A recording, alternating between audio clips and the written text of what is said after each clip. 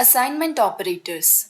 This includes assignment, addition assignment, subtraction assignment, multiplication assignment, division assignment, modulo assignment, and exponentiation assignment. The variable x is initialized or assigned with value 10. Addition assignment is nothing but x equals x plus 1.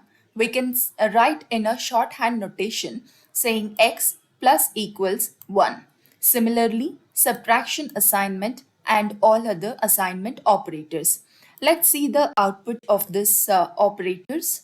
The initial value is 10. Later we added 1, so it's 11, followed by subtraction by 2. So 11 minus 2 is 9. Then we multiplied it with 10. It resulted in 90, followed by division with 2. So it gives the value 45. And the modulus, when 45 is divided by 2, the remainder is 1. And 1 to the power of 2 is 1.